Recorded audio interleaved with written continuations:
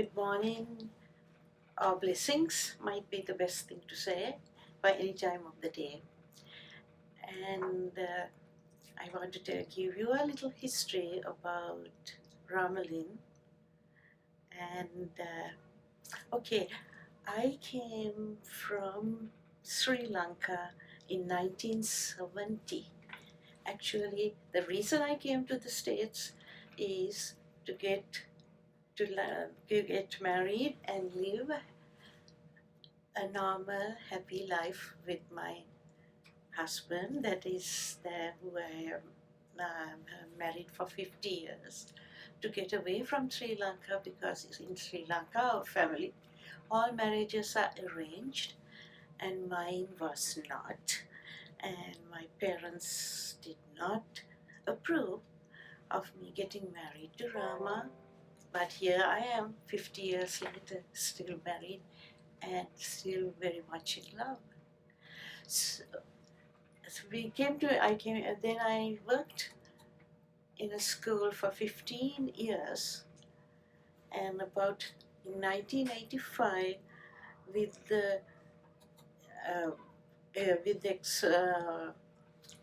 what do you call this now?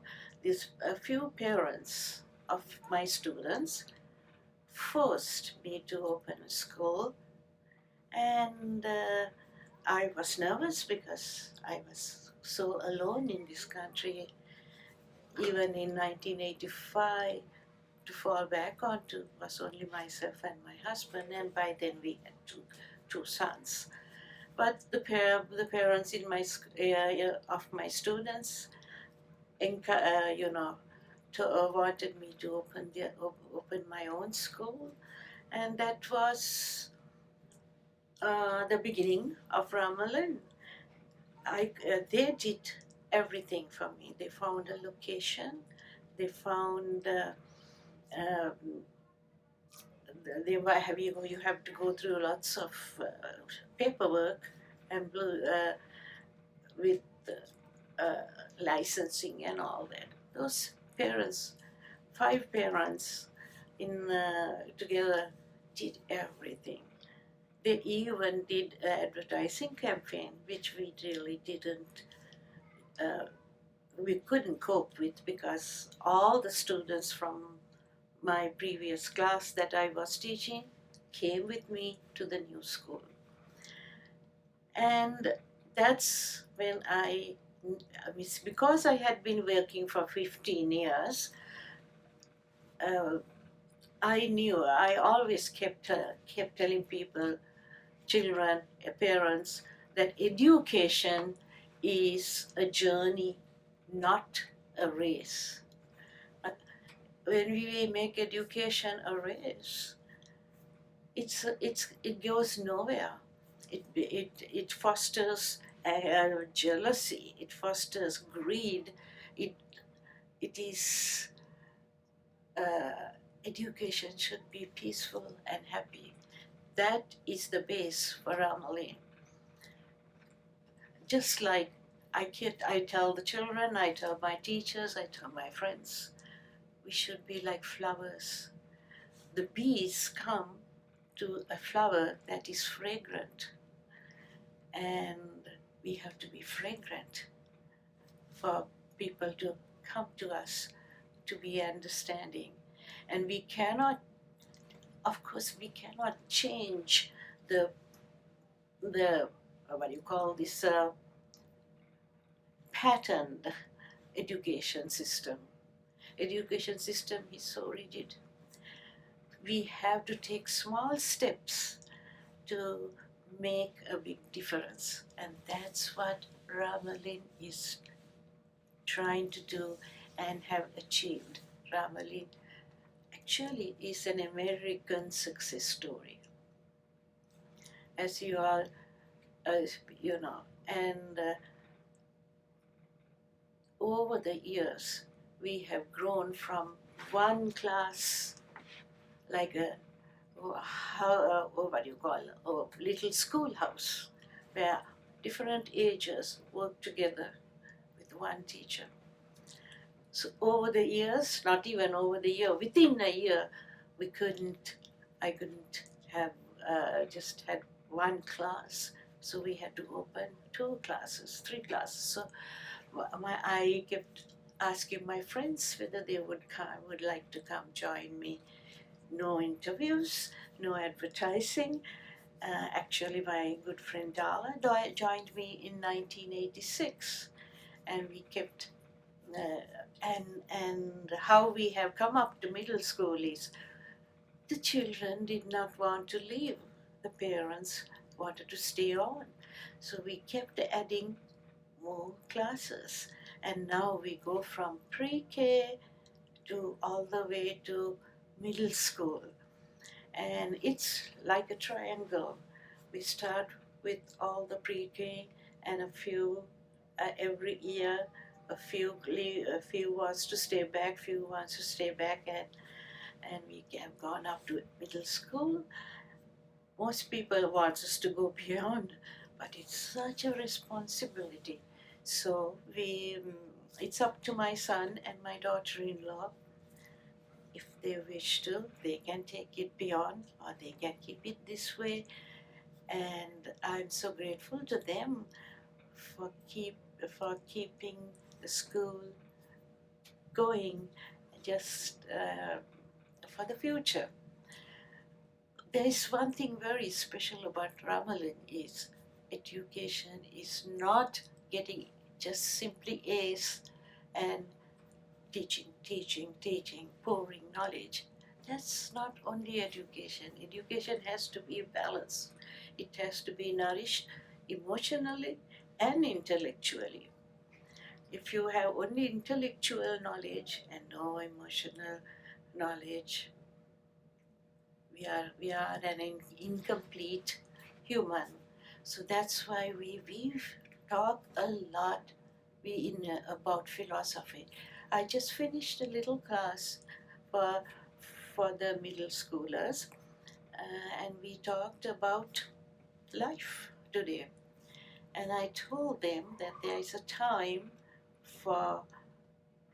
there's a time to be born and a time to be gone, and we have no control over those things. Now, schools doesn't teach all these things, but this is part of our curriculum.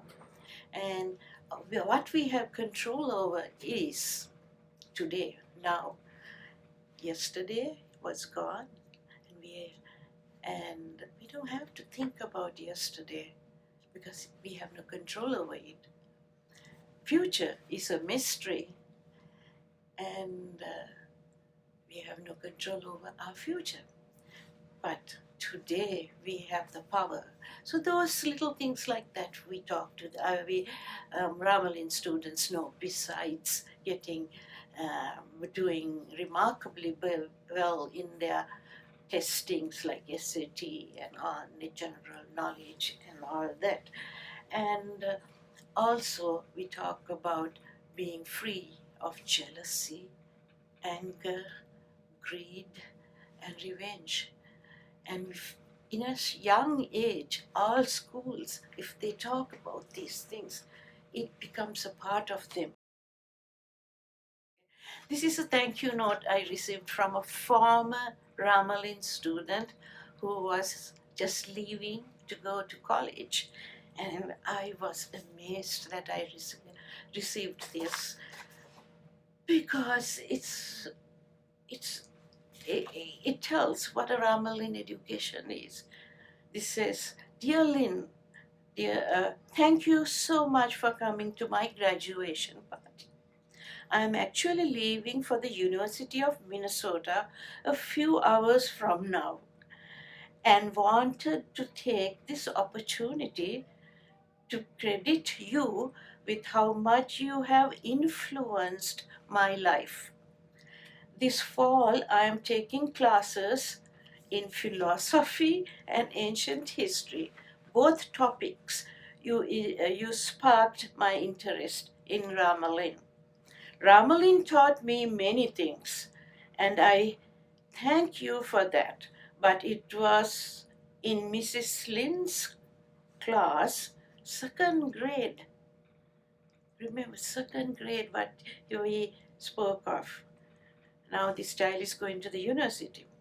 Mrs. Lynn's class in second grade, where I learned how to think and ask questions. Your attitudes have pushed me to be a more thoughtful, forgiving person. May you now in quotes, may you be happy for others' happiness. That's what you told me all the time. Is a phrase I now incorporate into my nightly meditation. I am honored to have received the gift that was knowing you, and my grateful and am grateful to have your teachings as I head to college. So that's the balance in education that Ramalynn gives, intellectual and emotional, and it's very helpful for life. Life skills is something most in most places don't cover, and this life skills is a part of Ramalynn. And like also making someone happy every day makes you happy every day, and we always still talk about how to make someone happy, or even a plant. If a plant is drooped, if you put some water, the plant perks up. You made the plant happy. Those are the lessons that children learn at Ramalynn. Then you can make an ant happy. A tiny little ant is struggling in a bucket of water. You put your finger in and raise the ant up, and the ant runs away. What a happiness it is you gave the ant and to yourself. So I'm happy I got this opportunity to talk to everyone about what Ramalynn is all about. Now it's about 30 years ago. I wouldn't say I opened it. Began. Ramalynn was a seed was planted, and Ramalynn blossomed. Thank you. So last year, during March of 2020, of course, it became evident early on in that month that the coronavirus was coming to the United States. Our last day of school before spring break was March 13th of 2020.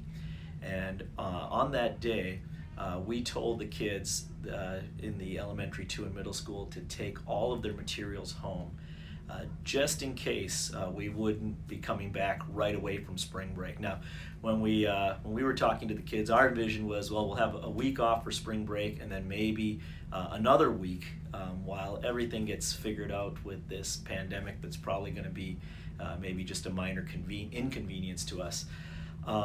During spring break, the elementary 2 staff and I tried our hand at different platforms that we felt could keep the curriculum going, keep the day-to-day operations for each of the kids going without any holdback. We decided to go with Zoom, and so with March 13th being our first day of spring break, we came back roughly March 20th or 21st. And we came back. The kids didn't miss a beat. Sadly, they didn't come back in person. Their last day of school in person was March 13th. But on that very first Monday where they were supposed to return to class, they returned to class via Zoom. They were able to continue with the exact same curriculum and the exact same schedule that they normally would have. So the kids are broken into 5 subjects a day and 5 hours of class. So they did do their 5 hours of class, whether it be math, science, language arts, engineering, Spanish. They had those classes and art on a regular day. They were able to follow the same schedule they normally would have followed. And they were with the teacher for the entire hour. So for instance, if they had me for math from 9 to 10 a.m., they had me for that entire hour.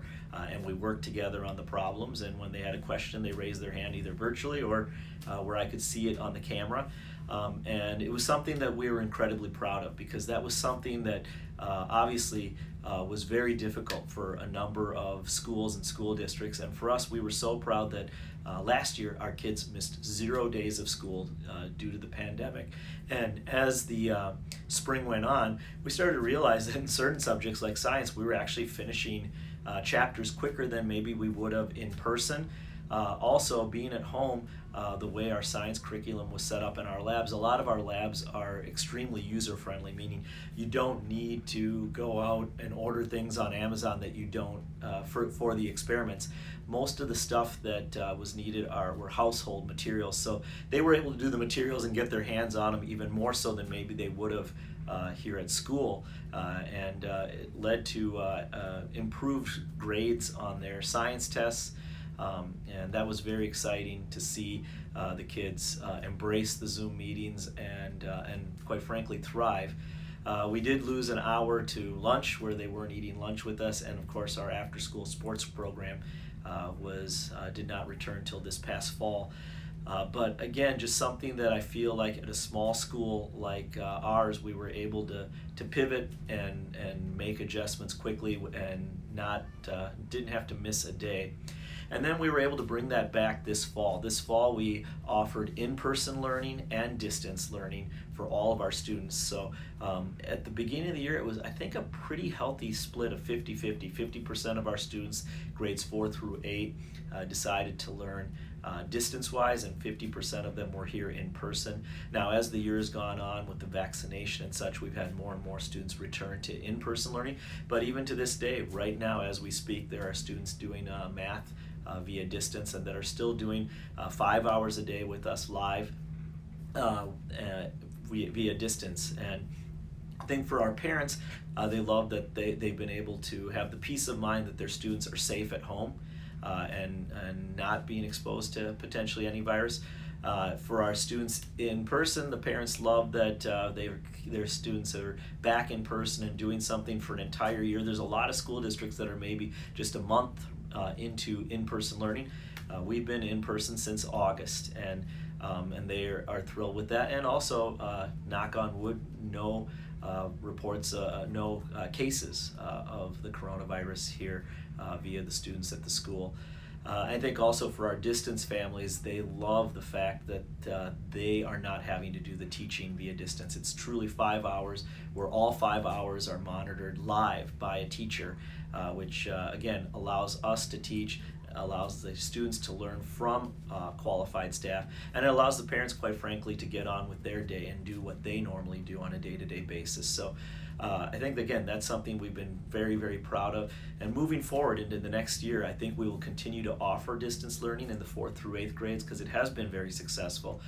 It has been useful, and it's also allowed us to broaden our base. We have students that are reporting for our distance program from Miami, Florida, which is something that, again, a year ago or 2 years ago would not have been on our horizon as anything that we could possibly offer. So we look at the pandemic as something that forced us to grow, and again, because of our size of school, because of our flexibility, and because of the tremendous support that we have from parents and students and staff, it was something that we were able to pivot and make the changes needed, and then continue to thrive here at Ramalynn, and again, something that we're very, very proud of.